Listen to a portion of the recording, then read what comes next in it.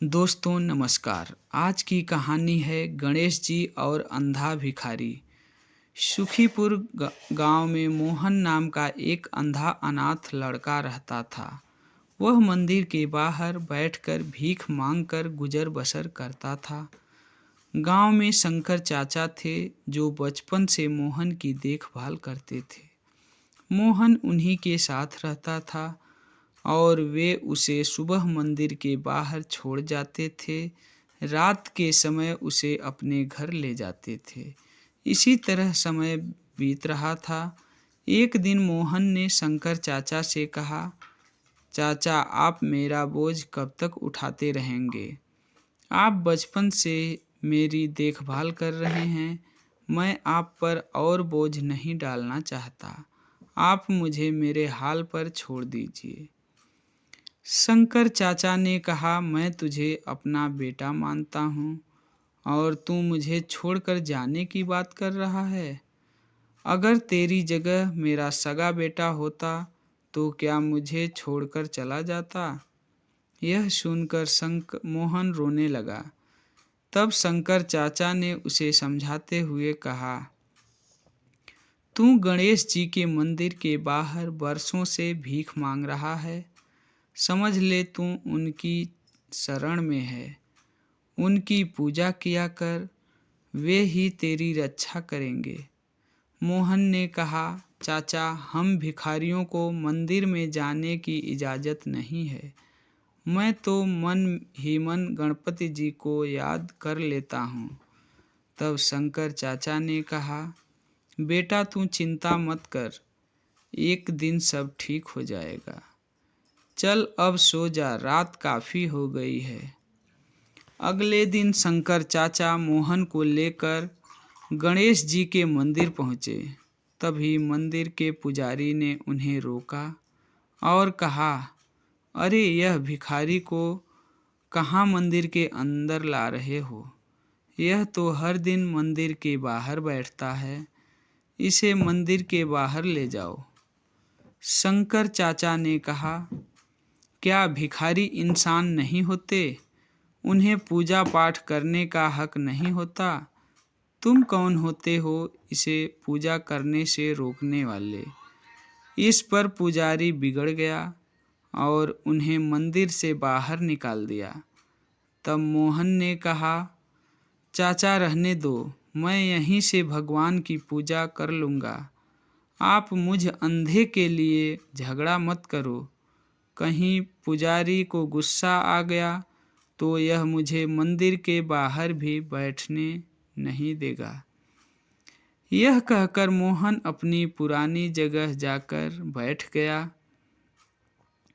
शंकर चाचा वापस अपने घर चले गए। मोहन बैठकर भीख मांग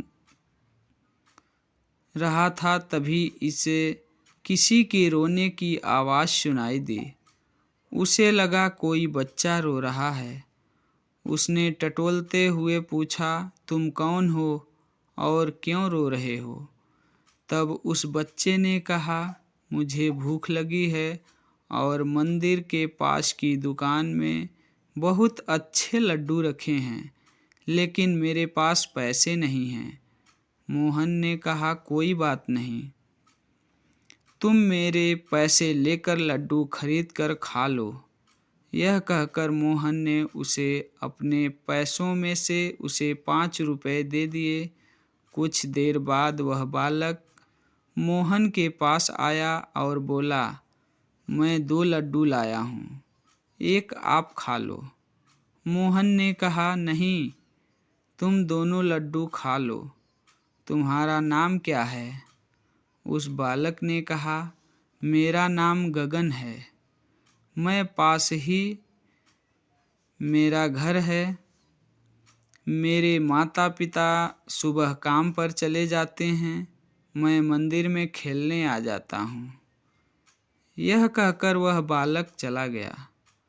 अगले दिन से हर दिन वह बालक आता, मोहन उसे 5 रुपए देता और वह लड्डू खाकर चला जाता था। एक दिन वह बालक आया तो उसने मोहन से कहा, तुम रोज मुझे 5 रुपए देते हो, कभी मना नहीं करते। तब मोहन ने कहा, गगन, मैं गणेश जी को लड्डू का भोग लगाना चाहता हूँ, लेकिन हम भिखारियों को मंदिर के अंदर नहीं जाने देते। जब तुम लड्डू खाते हो तो मुझे ऐसा लगता है जैसे गणेश जी खुद भोग लेने मेरे पास आ गए। तुम रोज आया करो, मैं तुम्हारा इंतजार करूँगा। इसी तरह समय बीतता रहा। एक दिन गगन ने मोहन से कहा, मैं अब तुमसे मिलने और लड्डू खाने नहीं आ सकूँगा। मेरे माता पिता दूसरे गांव जा रहे हैं। यह सुनकर मोहन रोने लगा। उसने कहा, मैं तुम्हारे बगैर नहीं रह सकता। मैं देख तो नहीं सकता, लेकिन जब मैं तुम्हें 5 रुपए देता हूँ तो मुझे बालक रूपी गणेश जी लड्डू खाते दिखाई देते हैं। तुम मुझे छोड़कर मत जाना, नहीं तो मैं जिंदा नहीं रहूँगा। तब गगन ने कहा, अच्छा ठीक है, तुम मेरे साथ मेरे घर चलो। मेरे माता पिता से बात कर लेना। अगर वे मान गए तो मैं रोज तुम्हारे लड्डू खाने आता रहूँगा। मोहन गगन के साथ चल दिया। काफ़ी दूर चलने के बाद उसने पूछा, गगन, लगता है हम बहुत दूर आ गए।